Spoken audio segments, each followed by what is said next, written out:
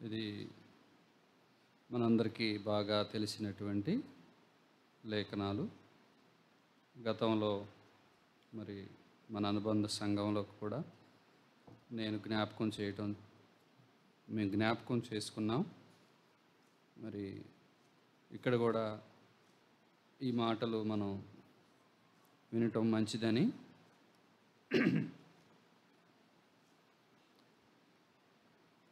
ప్రేరేపణతో వచ్చాను. మీ దగ్గర బైబిల్ ఉన్నట్లయితే చూడండి. యోహాను సువార్త 6వ అధ్యాయము 12వ వచనము. యోహాను సువార్త 6వ అధ్యాయము 12వ వచనము. నేను చదువుతాను. వారు తృప్తిగా తినిన తరువాత ఏమీయూ నష్టపడకుండా మిగిలిన ముక్కలు పోగు చేయుడని తన శిష్యులతో చెప్పెను. కాబట్టి వారు భుజించిన తరువాత వారి యొద్ద మిగిలిన 5 యవల రొట్టెల ముక్కలు పోగు చేసి 12 గంపలు నింపిరి. చాలు. చిన్న ప్రార్థన చేసుకుందాం. పరిశుద్ధుడు అయిన తండ్రి, ప్రేమ కలిగిన ప్రభువా, ఇప్పటివరకు ఎంతో సహాయం చేశారు. వందనాలు తండ్రి. ఇప్పుడు మీ మాటలు ధ్యానం చేయబోతుండగా మీ ఆత్మచేత నన్ను మాట్లాడించి మీరు మహిమ పొందమని, మాకు మేలు దయచేయమని యేసుక్రీస్తు నామములో ప్రార్థిస్తున్నాము తండ్రి. ఆమేన్. ఇక్కడ చెప్పబడినటువంటి సంగతులు మన ప్రభు అయిన యేసుక్రీస్తు వారు ఆహారం వారికి పంచి ఇచ్చిన తర్వాత, వాస్తవానికి ఆహారం తిన్న తర్వాత ఆ మిగిలిపోయిన ఆహార విషయంలో మన వైఖరి ఎలాగుంటుంది? ఒకసారి మన సంఘంలో యూత్ మీటింగ్ జరుగుతుంది. దానికి ముందు కొంత అల్పాహారం సహోదరులు ఇవ్వగా పరిచారకులు నేనున్నాను. ఆ రోజు నేను లేదా నెక్స్ట్ వీక్ నేను ఇవ్వాలని చెప్పారు. అందరూ యవ్వనస్తులందరికీ పరిచారకులు ఇచ్చారు. ఇచ్చిన తర్వాత కొన్ని మిగిలిపోయినాయి. ఆ యొక్క అల్పాహారం మిగిలిపోయింది. అప్పుడు ఆ మిగిలిపోయినవి ఇంకొకటి వేసుకో, ఇంకొకటి తీసుకో, చట్నీ వేసుకో, ఇలా అంటున్న సమయంలో మొత్తానికి అన్నీ అయిపోవచ్చినాయి. పైనుంచి అన్నగారు ఫోన్ చేసి మిగిలిపోయిన ఆహార పదార్థాలు పైకి పంపించండి అన్నారు. మిగిలిపోయినవి పైకి పంపించండి అన్నారు. మిగిలిపోయినవి పరిచారకులమైన మేము అందరికీ ఎక్స్ట్రా మొత్తాన్ని కంప్లీట్ చేశాము. మరి ఆ సమయంలో అన్నగారు కొంత మాకు మాట్లాడటం కూడా జరిగి ఉండవచ్చు. ఇది ఎందుకు జ్ఞాపకం చేయాల్సి వచ్చిందంటే, మిగిలిపోయిన ఆహార పదార్థాల పట్ల ఒక గృహిణిగా లేదా కుటుంబంలో ఉన్న మనము ఏమి ఆలోచన కలిగి ఉన్నాము? ప్రభువారైతే ఇక్కడ అంటున్నారు, నష్టపరచకుండా పోగు చేయండి. నిజమే, మనకి మాదిరి ఏ విషయంలోనైనా మన ప్రభు అయిన యేసుక్రీస్తు వారే. ఆయన ఆహార పదార్థాల విషయంలోనే అంత ఆలోచన చేశారు. నిజమే. ఇక్కడ మన కుటుంబంలో అందరూ భోజనం చేసిన తర్వాత సాధారణంగా వంటగదిలో గృహిణులు కొంత ఆహారం మిగిలిపోయిందనుకో, ఆ మిగిలిపోయిన ఆహారాన్ని అలాగే వదిలేస్తే రేపటికి అది పాడైపోయే అవకాశం ఉంది. పాడైపోయిన తర్వాత దానిని ఎవరో తినరు. అయితే దాన్ని మనం చెత్త కుండీలో వేయటమో, డ్రైనేజీలో వేయటమో, పడేయటమో చేస్తాము. అయితే ఇక్కడ గుర్తుపెట్టుకోవాల్సింది ఏంటంటే, అదే ఆ కొంచెం కొంచెం ఆహారం సంవత్సరం అంతా మనం పోగు చేస్తే ఎన్ని కేజీలు, ఎంత శ్రమ, ఎన్ని డబ్బులు. ఇక్కడ మనము చేసే విషయాలలో లేదా మనము చేస్తున్నటువంటి పనులలో మనము ఏమి కలిగి ఉండాలి అనేది ఇక్కడ లేఖనాల ఆధారంగా నాకు వచ్చిన చిన్న ఆలోచన ఏమిటంటే, ఇక్కడ మిగిలిపోయినది జాగ్రత్త మిగిలిపోయింది. జాగ్రత్త మిగిలిపోయింది. నిజమే. మనకి ప్రసంగిలో 5వ అధ్యాయము 1వ వచనములో నీ ప్రవర్తన జాగ్రత్త అనే మాట మనం చూడవచ్చు. మన ప్రవర్తన అంటే మనకు తెలుసు కదా, చూసే విషయము, మాట్లాడే విషయము, వస్త్రధారణ విషయము, పనులు చేసే విషయము. సో ఈ ఓవరాల్ మొత్తాన్ని మనము ప్రవర్తన కింద తీసుకోవచ్చేమో. నిజమే. చూసే విషయములో జాగ్రత్తగా ఉండాలి. అనవసరంగా ఎవరి వైపు చూడకూడదు. స్త్రీలు, అమ్మాయిలు పురుషుల వైపు అనవసరంగా చూడకూడదు, నవ్వకూడదు. అబ్బాయిలు లేదా పురుషులు స్త్రీల వైపు, అమ్మాయిల వైపు అనవసరంగా చూడకూడదు, పదే పదే నవ్వకూడదు. నవ్వాల్సిన అవసరం లేదు నీకు, చూడాల్సిన అవసరం లేదు నీకు. నీ ప్రవర్తన జాగ్రత్త. ఎందుకంటే నీ కళ్ళు మరొకరిని చూస్తున్నప్పుడు నిన్ను 10 మంది చూస్తుంటారు. నిన్ను 10 మంది చూస్తుంటారు. నీ ప్రవర్తన ఎలాగుంది అనేది అక్కడ వాళ్ళు అంచనా వేస్తారు. మనకి 2 పేతురు 3వ అధ్యాయం 11, 12 వచనాల్లో కూడా మంచి ప్రవర్తన అనే మాట మనం చూస్తాం. ప్రసంగి గ్రంథంలోనేమో నీ ప్రవర్తన జాగ్రత్త అనే మాట చూస్తాం.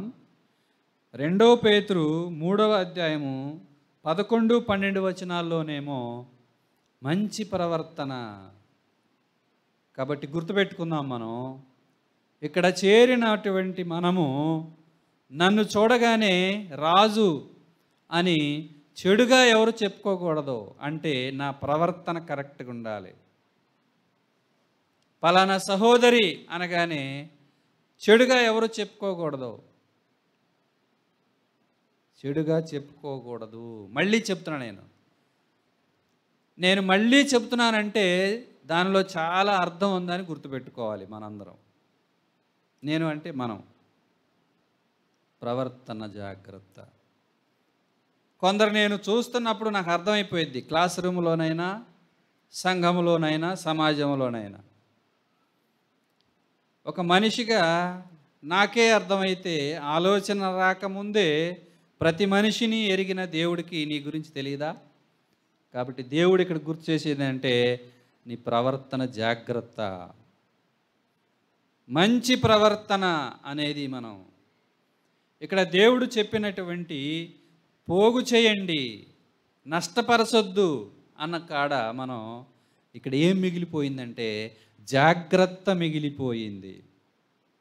ఎన్నిసార్లు మన కుటుంబంలో ఆహారాన్ని మనం పడేసామో ఒక్కసారి జ్ఞాపకం చేసుకోండి. దేవుడు ఎంత బాధపడి ఉంటారు. ఎన్నిసార్లు పడేసి ఉంటాం అన్నం. ఆ అన్నం లేక రైల్వే స్టేషన్లో దిక్కులేనటువంటి వాళ్ళు, అనాథలుగా ఉన్నటువంటి వాళ్ళు ఎంతమంది. ప్రపంచంలో ఒక సర్వే ఏంటంటే ప్రతి 7 మనుషులలో ప్రతిరోజు ఒక మనిషి ఆహారం లేకుండా పస్తు పడుకుంటున్నాడు. అది ప్రపంచంలో నివేదిక.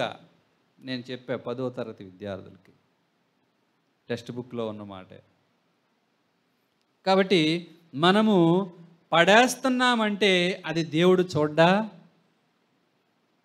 ఇక్కడే మనం ఎంత జాగ్రత్త కలిగి ఉన్నామో గృహిణులైనా లేదా కష్టించేటటువంటి వాళ్ళైనా అర్థం చేసుకోవచ్చు. నిజమే. మిగిలిపోయిన ముక్కలు. 2 సంవత్సరాల క్రితం మా స్కూల్లో 10వ తరగతి విద్యార్థులు సుమారు 180 మంది ఉంటారు 5 సెక్షన్స్లో. అందరూ పాస్ అయ్యారు, 13 తప్పారు, అంటే 13 మిగిలిపోయారు. మా స్కూల్ చైర్మన్ మీటింగ్ పెట్టి నా సబ్జెక్టులో 13 మిగిలిపోయారని గంట సేపు నిలబెట్టి ఎక్స్ప్లెనేషన్లు అడిగారు. ఇంతమంది మంచి మార్క్స్తో పాస్ అయితే దాని గురించి మాట్లాడలా మా చైర్మన్ గారు. వీళ్ళు ఎందుకు మిగిలిపోయారు, వీళ్ళ పట్ల నువ్వేం తీసుకున్నావు? నువ్వు కడుపు నిండా తినదాని గురించి కాదు దేవుడు చూసేది, మిగిలిపోయిన ముక్కలు నష్టపరచొద్దు. నువ్వు ఇంట్లో మిగిలిన ఆహారాన్ని నువ్వు చెత్త కుండీలోనో డ్రైనేజీలోనో వేయొద్దు. దేవుడు చూస్తున్నాడు. ఆహారం అయితే చెడిపోయిందని వేస్తున్నాం. అసలు మనము ఏ విషయాలు మిగిలిపోతాయో చూద్దాం. మొదటిది ఆహారము, ప్రభువారే చెప్పారు ఇక్కడ. రెండవది డబ్బులు. ఖర్చులకి ఈ నెల 16,000 ఖర్చు అయింది. 20,000 మన చేతిలో ఉంటే ఇంకెన్ని మిగిలిపోయినాయి? 4,000 మిగిలిపోయినాయి. తెల్లారి మనం పడేస్తామా? తెల్లారే మనం డ్రైనేజీలు వేస్తామా? చెత్త కుండీలు వేస్తామా? అన్నం ఎందుకు వేస్తున్నావు మరి? అలా వెయ్యం మనం. అలాగే సమయం, ఉదయం నుంచి సాయంత్రం దాకా నీ పనులన్నీ చేసుకున్న తర్వాత కొంత సమయం అనేది మిగిలితే ఆ మిగిలిన సమయాన్ని దేవుడు చూస్తున్నారు. నువ్వు టీవీ ముందు కూర్చున్నావా? నువ్వు సెల్ ఫోన్ పట్టుకొని కూర్చున్నావా? నువ్వు రోడ్డు మీద అనవసరమైన రాజకీయాలు మాట్లాడుతున్నావా? నువ్వేం చేస్తున్నావు అనేది ఆ మిగిలిపోయిన సమయం. మోకాళ్ళుంచి ప్రార్థన చేస్తున్నావా? దేవుని మాటలు నోరు తెరిచి ఇతరులకు చెప్తున్నావా? ఆ మిగిలిపోయిన సమయాన్ని జ్ఞానవంతులైతే సద్వినియోగం చేసుకుంటారు. మిగిలిపోయిన ఆహారాన్ని జ్ఞానవంతురాలైతే రేపటికి భద్రపరిచి ఉపయోగిస్తుందేమో. కాబట్టి జాగ్రత్త. ఆహార విషయంలో జాగ్రత్త, డబ్బుల విషయంలో జాగ్రత్త. బంధువుల దగ్గర, తోడబుట్టిన వాళ్ళ దగ్గర భార్యాభర్తల మధ్య గొడవలు రావడానికి డబ్బులు అనేవి ప్రధానమైనవి. భార్యకు తెలియకుండా భర్త వేరే వాళ్ళకి ఇచ్చిన, భర్తకు తెలియకుండా భార్య వేరే వాళ్ళకి ఇచ్చిన వాళ్ళు తోడబుట్టిన వాళ్ళే కావచ్చు. నిన్న మా మాస్టారు 3 లక్షలు మధ్యవర్తిగా ఉండి సంతకం పెట్టాడంట. అతను ఎగ్గొట్టాడంట. ఇతను 15,000 నెలకి వడ్డీ కడుతున్నాడంట. నేను ఇంత ఇబ్బంది పడుతున్నానండి అని చెప్పుకొస్తున్నాడు. అప్పుడు నేను ఆ మాస్టర్కి గుర్తు చేసింది ఏంటంటే, సామెతల గ్రంథములో బైబిల్లో ఎదుటివాని కొరకు నువ్వు పూట పడొద్దు అని చెప్పి చాలాసార్లు ఉందండి. దయచేసి మనము అలా మధ్యవర్తిగా ఉండి మరొకరికి డబ్బులు ఇవ్వకూడదు అని నేను ఆయనకి బైబిల్లో ఉన్న వాక్యం గుర్తు చేశాను. నన్ను కూడా చాలామంది అడిగారు, నేను అలా ఎప్పుడు చేయలేదు. కాబట్టి మనం గుర్తుపెట్టుకుందాం, డబ్బుల విషయంలో, అదేవిధంగా సమయం విషయంలో, ఆ మిగిలిన సమయం మనం రోజులో ఏం చేస్తున్నాం. అదేవిధంగా పనుల విషయంలో, గృహిణులు ఉన్నారు, ఇంట్లో పనులన్నీ అయిపోయినాయి, భర్త డ్యూటీకి వెళ్ళారు, పిల్లలు స్కూల్స్కి కాలేజెస్కి వెళ్ళారు. ఆ మిగిలిన సమయం నీవేమి చేస్తున్నావు దేవుడు చూస్తారు. కాబట్టి ఆ విషయంలో జాగ్రత్త కలిగి ఉన్నాం. తర్వాత బాధ్యతలు. పిల్లలందరికీ పెళ్ళిళ్ళు అయిపోయినాయి, బాధ్యతలన్నీ తీరిపోయినాయి. ఇప్పుడు దాకా పెళ్ళి ఎట్లవుతుందో అనుకున్నాం. చక్కగా పిల్లలు సెటిల్ అయిపోయారు. ఆ మిగిలిపోయిన తర్వాత, బాధ్యతలు తీరిపోయిన తర్వాత నీవు దేవునికి ఎలా ఉపయోగపడుతున్నావు అది దేవుడు గమనిస్తారు. ఇక పరీక్షల విషయంలో విద్యార్థులు 10వ తరగతి అయినా, ఇంటర్మీడియట్ అయినా, డిగ్రీ అయినా అన్ని సబ్జెక్టులు పాస్ అయ్యి ఒక్క సబ్జెక్ట్ ఉంటే వెరీ గుడ్ షబాష్ అని 10వ తరగతి విద్యార్థికి ఇంటర్మీడియట్లో సీట్ వస్తుందా? రాదు. ఆ మిగిలిపోయింది నువ్వు పూర్తి చేసుకుంటేనే నీకు ఇంటర్మీడియట్లో సీటు. ఆ మిగిలిపోయింది ఇంటర్లో పూర్తి చేసుకుంటేనే నీకు డిగ్రీలో సీటు. కాబట్టి పరీక్షలు అనేవి చదువుకునే విద్యార్థులకు ఎంత ప్రాముఖ్యమైనవంటే రేపు నీ భవిష్యత్తుకి అవి ఎంతో ప్రాముఖ్యమైన జాగ్రత్త చదువుకునే ఆ సమయంలోనే ఉండాలి. మిగిలిపోయిన తర్వాత కుటుంబ సభ్యులు బాధపడుతున్నారు, ఆ పై చదువులకి అధికారులు రానివ్వట్లేదు అంటే నీకు ఎంత జాగ్రత్త ఉండాలి. కాబట్టి ఈ విషయాలు మనం గుర్తుపెట్టుకుందాం. అదేవిధంగా 2 సమూయేలు 9వ అధ్యాయం 3వ వచనం తీద్దాం. 259 పేజీ.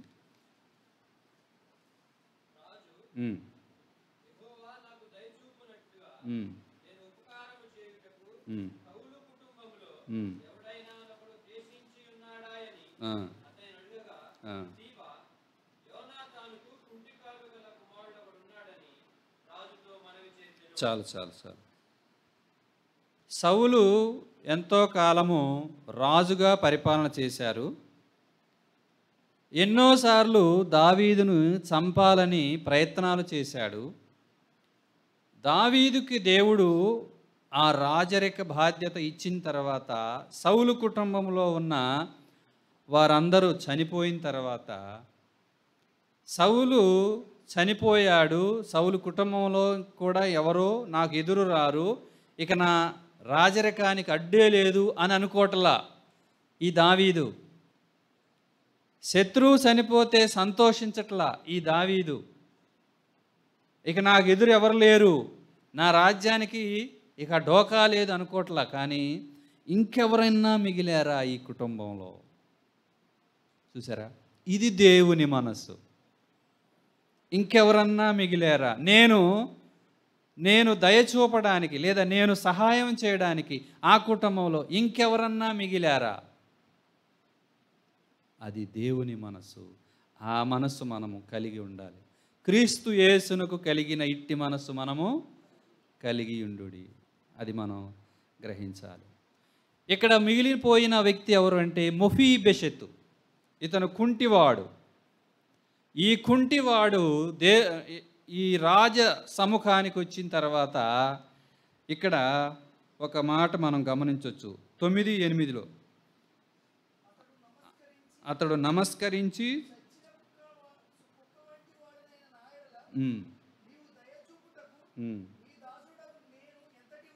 అనేను. చాలు చాలు. చూసినారా, మా తండ్రి మా పితరుడు రాజు, మాది రాజ కుటుంబము, మేమెంతో గొప్పగా బతికిన వాళ్ళము, నీ వలన మా కుటుంబం ఎలా అయిపోయింది అని అంటలేదు. ఈ మిగిలిపోయిన ఈ ఒక్కడు రాజ సముఖమునకు వచ్చి ఏమంటున్నాడంటే, చచ్చిన కుక్క వంటి నేను. అంటే ఇక్కడ విధేయత మిగిలిపోయింది ఆయనలో. రెండో మాట విధేయత. నన్ను చూస్తున్నప్పుడు మన పై వారికి విధేయత గుర్తుకు రావాలి మనలో. ఈ చెల్లికి పని చెబితే చేస్తారు విధేయులు, ఈ తమ్ముడికి ఒక పని అప్పచెబితే చేస్తాడు విధేయుడితను. నిన్ను చూడగానే నీలో విధేయత మిగిలింది అని నీ ప్రక్క వారికి తెలియాలి.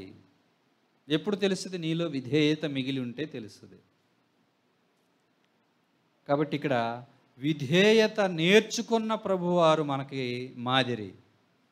యేసుక్రీస్తు వారు అంతటి వారికి ఆయనే విధేయత నేర్చుకున్నారని ఉంటుంది. మరి మనం ఎంత విధేయులంగా ఉండాలి? కుటుంబంలోనైతే తల్లిదండ్రులకు విధేయత, భర్తకి విధేయత, సంఘములోనైతే పెద్దలకు కాపరికి విధేయత, ఉద్యోగ బాధ్యతలోనైతే మన పై అధికారికి విధేయత. ఇక్కడ మొఫీబెషెత్ విషయంలో నేను రాజకుటుంబానికి చెందినవాడను అన్న గర్వం లేదు.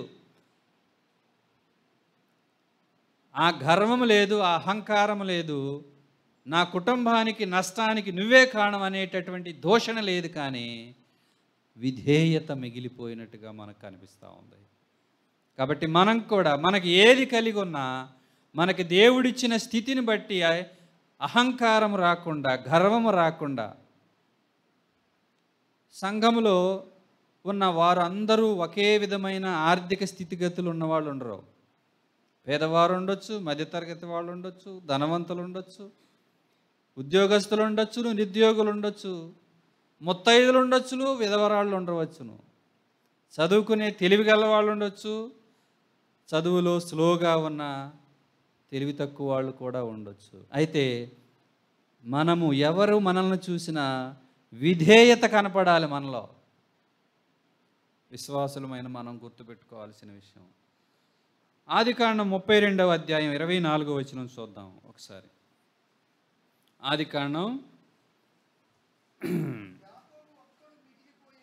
చాలు చాలు చాలు చాలు. ఇక్కడ ఎవరు మిగిలిపోయారు అంటే యాకోబు ఒక్కడే మిగిలిపోయెను. ఈ యాకోబు తండ్రి నీ పేరేంటి అని కళ్ళు కనపడక అడిగితే ఏశావు అంటుండో. ఒక్కడే మిగిలిపోయి పెనుగులాడుతున్నప్పుడు నీ పేరేంటి అంటే యాకోబు అంటుండో. మనుషులు చూసారా ఎలాంటి వాళ్ళు? అంటే ఎక్కడ ఏది మాట్లాడాలో అక్కడ అది మాట్లాడుతుంటారనమాట మనుషులు. తండ్రికి కనపడదని యాకోబు నీ పేరేంటంటే ఏశావు అంటున్నాడు. ఇక్కడ అన్నీ తెలిసిన దేవుని దగ్గర నీ పేరేంటంటే యాకోబు అంటుండో. మనుషులు ఎలాంటి వారో మనకు తెలియచ్చు ఇక్కడ. అయితే మనం గుర్తుపెట్టుకోవాల్సింది ఏంటంటే అన్నను మోసం చేశాడు. అత్త మామయ్య దగ్గర నుంచి ఆస్తితోనూ బిడ్డలతోనూ సంపదతోనూ వస్తున్నాడు. అయితే అన్న చంపేస్తాడు అన్న భయము, ప్రాణ భయము ఈ యాకోబులో మిగిలిపోయింది. ఏమిటంటే భయము మిగిలిపోయింది. అది గుర్తుపెట్టుకోవాలి మనం. మనకు కూడా చాలాసార్లు భయం కలుగుతూ ఉంటుంది. ఏదో ఒక విషయంలో నా కుటుంబం ఎట్లా, నా ఉద్యోగం ఎట్లా, ఇలా ఏదో ఒక విషయంలో భయం అనేది వస్తూ ఉంటుంది, ప్రాణ భయము. ఇప్పుడు యాకోబు విషయంలో మిగిలిపోయింది ఏంటంటే భయము మిగిలిపోయింది. అదేవిధంగా ఇదే ఆదికాండంలో ఒక మాట ఉంటుంది. ఇదే ఆదికాండంలో 20వ అధ్యాయము 11వ వచనము. ఆదికాండం 20:11 ఒకసారి చూద్దాం. అబ్రహాము తన స్థలమందు దేవుని భయము ఏమాత్రమును లేదు గనక. ఇక్కడ ఈ స్థలంలో ఈ మనుషులకి ఏమి లేదని అబ్రహాం గ్రహించాడు అంటే దేవుడంటే భయం లేదని గ్రహించాడు. ఒక మనిషి పాపం చేస్తున్నాడంటే, ఒక మనిషి తల్లిదండ్రులు తెలియకుండా ఇష్టానుసారంగా తిరుగుతున్నాడంటే, ఒక మనిషి కుటుంబంలో భార్యకు తెలియకుండా భర్తకు తెలియకుండా పాడు పనులు చేస్తున్నారంటే వాళ్ళకి మొదట లేనిది ఏంటంటే దేవుని భయం లేదని అర్థం. ఆ మనిషిలో దేవుని భయం లేదని అర్థం. అబ్రహాము గ్రహించాడు. ఈ మనుషులందరూ చూసినప్పుడు ఆ మనుషుల్లో ఆయనకి దేవుని భయం ఉన్నట్లుగా కనపడలా. ఆ సొదొమ గొమొర్రా చూసినప్పుడు దేవుని భయం లేని మనుషులాళ్ళు. నిజమే, పేపర్లో వార్తలు చూసినా, టీవీలో వార్తలు చూసినా దేవుని భయం లేనటువంటి వాళ్ళు ఎన్ని చెడ్డ పనులు చేస్తారో, ఎంత క్రిమినల్స్గా ఉన్నారో మనం గమనిస్తూనే ఉన్నాం. కాబట్టి ఈ మాటలు వింటున్న మనకి మొదట మనుషుల భయం కాదు, కానీ మొదట మనకి దేవుని భయం ఉండాలి. యెహోవా యందలి భయము.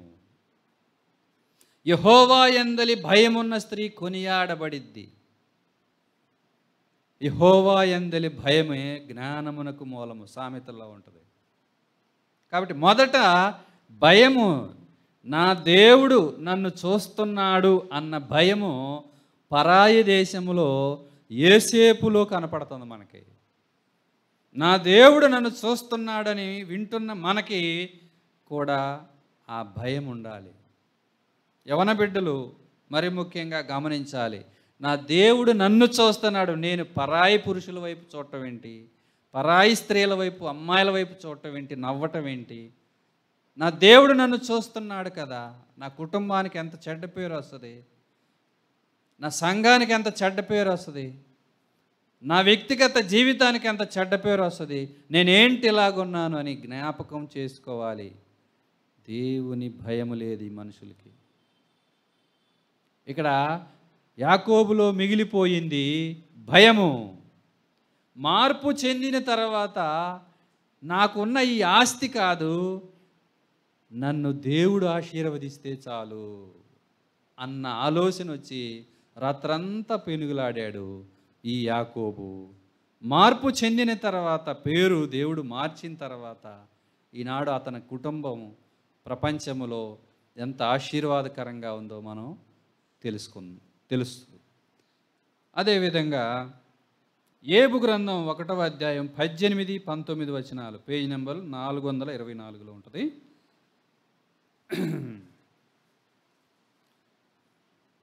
17లో లాస్ట్లో నేను చదువుతాను. నేనొక్కడినే తప్పించుకొని వచ్చి ఉన్నాను. మళ్ళీ 19లో కూడా నేనొక్కడినే తప్పించుకొని వచ్చి ఉన్నాను. ఇక్కడ మనం గమనించినట్లయితే, ఏబు విషయంలో గమనించినట్లయితే, బిడ్డలు చనిపోయారు అన్న విషయం తెలిసింది, ఆస్తి పోయింది అన్న విషయం తెలిసింది, శరీరంలో ఆరోగ్యం కూడా పోయింది అన్న విషయం తెలిసింది. ఇక్కడ ఆయన విషయంలో ఏం మిగిలిపోయిందంటే రోగం మిగిలిపోయింది. ఏబు విషయంలో మిగిలిపోయింది ఏంటంటే రోగం మిగిలిపోయింది. గుర్తుపెట్టుకుందాం. చాలా బాధాకరమైన విషయం. మరి రోగము లేదా తెగుళ్ళు అనేటటువంటివి హబక్కూకు 3:5లో మనకి ఏం తెలుస్తుందంటే, హబక్కూకు 3:5 చదువుదామా? చాలు. ఆయనకు ముందుగా తెగుళ్ళు నడుచుచున్నవి. దేవునికి ముందు నడవలసిన తెగుళ్ళు నీ కుటుంబంలోనికి వచ్చాయి అంటే, నీ శరీరంలోనికి వచ్చాయి అంటే, దేవునితో నీకు వ్యక్తిగతంగా మంచి సంబంధం ఉన్నట్లయితే తెగుళ్ళు ఎందుకు వచ్చినాయి అనేది మనకి తెలుస్తుంది.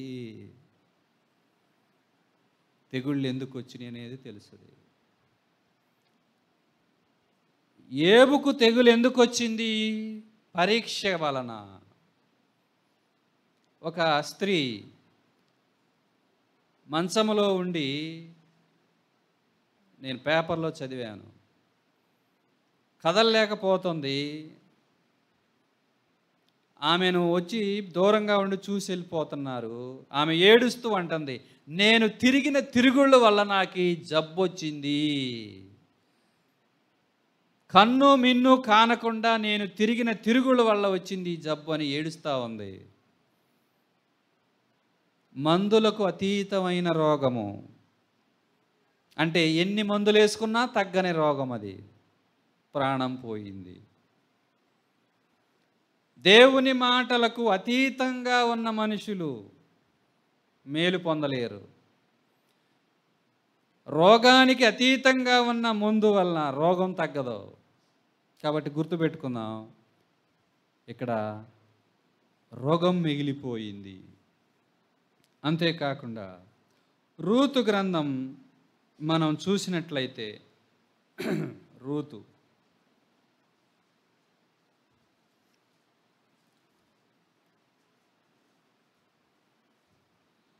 ఈ రూతు గ్రంథంలో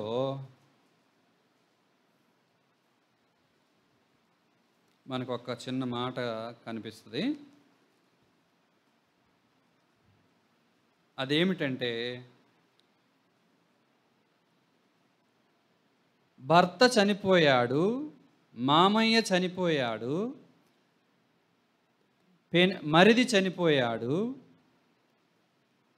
అందరూ చనిపోయిన తర్వాత వృద్ధాప్యంలో ఉన్న అత్త మరలా తన యొక్క స్వదేశానికి వెళుతూ ఈ ఇద్దరి కోడండ్రకి ఒక మంచి అవకాశం ఇచ్చింది.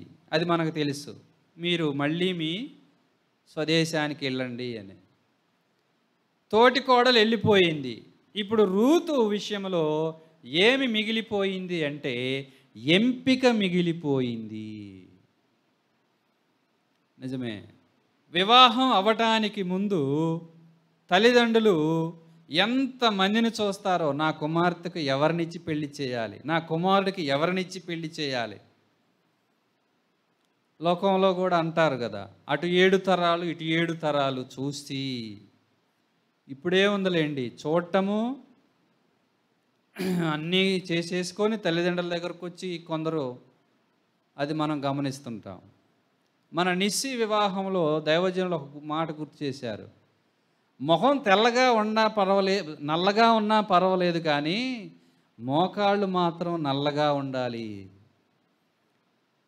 మొహం తెల్లగా ఉన్నా నాకు అక్కర్లేదు, మోకాళ్ళు నల్లగా ఉండాలి నేను చేసుకునే అమ్మాయి. నిజమే.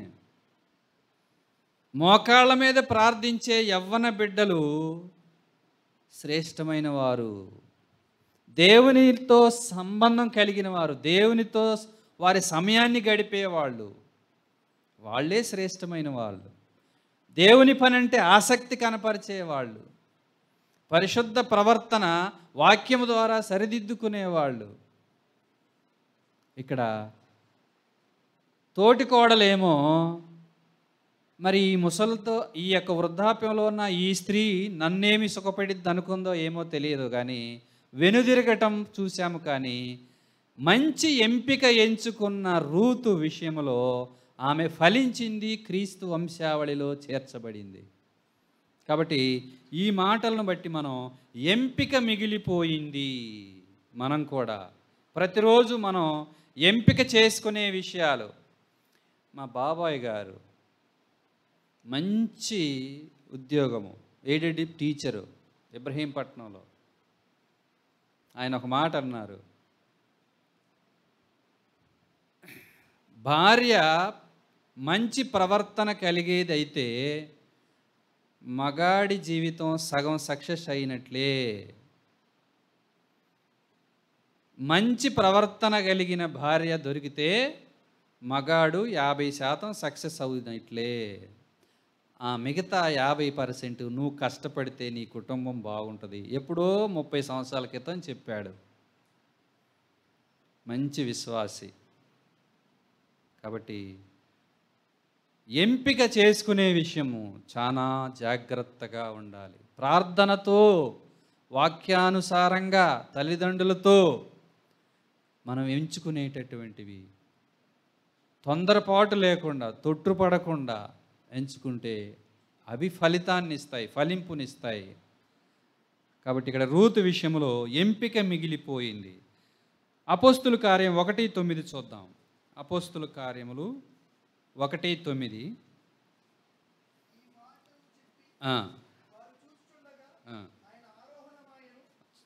చాలు చాలు. ఇప్పుడు దేవుడు ఆరోహణమయ్యారు, యేసుక్రీస్తు ప్రభువారు. కింద ఎవరు మిగిలిపోయారంటే శిష్యులు మిగిలిపోయారు. ఇక్కడ మిగిలిపోయిన వాళ్ళు ఎవరంటే శిష్యులు మిగిలిపోయారు.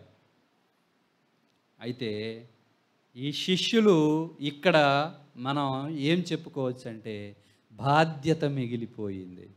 3.5 సంవత్సరాలు పరలోకపు సంగతులు చెప్పిన యేసయ్య ఎంతోమంది ఈ లోకం శాశ్వతం కాదు, ఈయనే నజరేయుడైన ఈ యేసే, ఈయనే క్రీస్తు, ఈయనే లోక రక్షకుడు అని మార్పు చెందినవారు, ఆయన ముట్టుకుంటే స్వస్థత, ఇవన్నీ చూసినటువంటి వాళ్ళు, వీళ్ళందరిలో 12 మంది వెంబడించిన ఈ శిష్యులకు ఇప్పుడు ఏం మిగిలిందంటే ప్రభు అప్పజెప్పిన పని విషయంలో బాధ్యత మిగిలిపోయింది.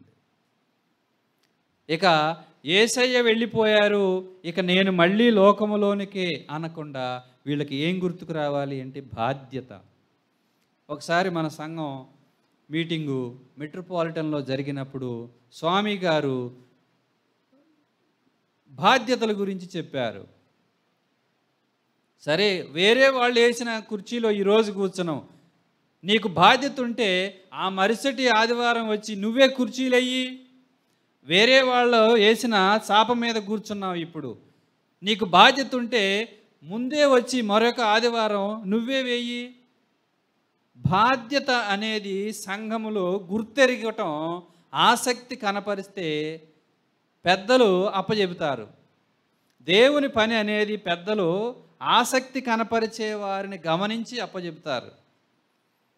అయితే అప్పచెప్పిన వారు గమనిస్తుంటారు, అది కూడా గమనించాలి మనం. కాబట్టి బాధ్యత మిగిలిపోయింది ఇక్కడ. ఎవరి విషయంలో అంటే శిష్యుల విషయంలో బాధ్యత మిగిలిపోయింది. కాబట్టి ఈరోజు మనం ఈ మాటలు వింటున్నటువంటి వాళ్ళం ఎన్ని చెప్పుకున్నాం మనం చెప్పండి. మొదట జాగ్రత్త మిగిలిపోయింది, విధేయత మిగిలిపోయింది, భయం మిగిలిపోయింది, రోగం మిగిలిపోయిన ఏబు సహనముతో ప్రార్థించగా మరీ ఆరోగ్యం వచ్చి మళ్ళా ఫలించటం మనం ఎరుగుదము.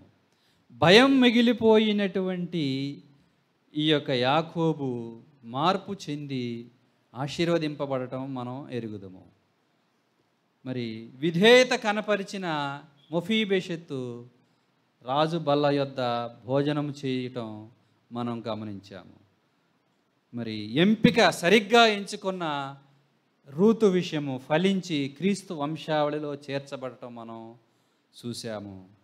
బాధ్యత మిగిలిపోయిన శిష్యులు వెనుతిరగకుండా ప్రభువు కొరకు హతసాక్షులయ్యి దేవుని యొక్క సువార్త ప్రకటించి, ఆహారం లేకపోయినా, వస్త్రాలు లేకపోయినా, కొట్టిన రక్తం గారిన, చివరికి పొడిచి చంపేసిన లేదా సిలువ వేసిన, ఎలాగైనా వారు ప్రభువు మాటలు చెప్పి ఈనాడు ప్రపంచంలో ఎంతోమంది, ఎన్నో ఆత్మలు రక్షింపబడటానికి ఆ బాధ్యత గుర్తుకొచ్చింది వాళ్ళకి.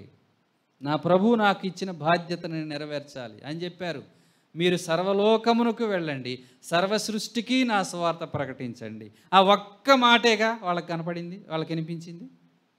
ఆ ఒక్క మాటేగా వాళ్ళకి జ్ఞాపకం వచ్చేది. చూసారా? నీ తల్లిదండ్రులు చెప్పే ఒక్క మాట నీకు జ్ఞాపకం వస్తే, నీ కాపరి చెప్పే ఒక్క మాట నీకు జ్ఞాపకం వస్తే, నీ బాధ్యత ఏంటో నీకు జ్ఞాపకం వస్తే, తల్లిదండ్రులు బాధపడాల్సిన పని లేదు, సంఘ కాపరి బాధపడాల్సిన పని లేదు. నీ పనులు నువ్వే చేసుకుంటావు. కాబట్టి ఎంపిక మిగిలిపోయిన రూతును చూసాం, బాధ్యత మిగిలిపోయిన శిష్యులను కూడా మనము చూసాము. ఇంకొక మాట చెప్పి నేను ముగిస్తాను. సామెతలు 11వ అధ్యాయము 16వ వచనము. ఈ ఒక్క మాట చదువుకొని ముగించుకుందాం. సామెతలు చాలు చాలు. నెనరుగల స్త్రీ ఘనత నొందును అంటే దయగలిగిన స్త్రీ, దయగలిగిన స్త్రీ, యెహోవా యందు భయభక్తులు కలిగిన స్త్రీ కొనియాడబడును.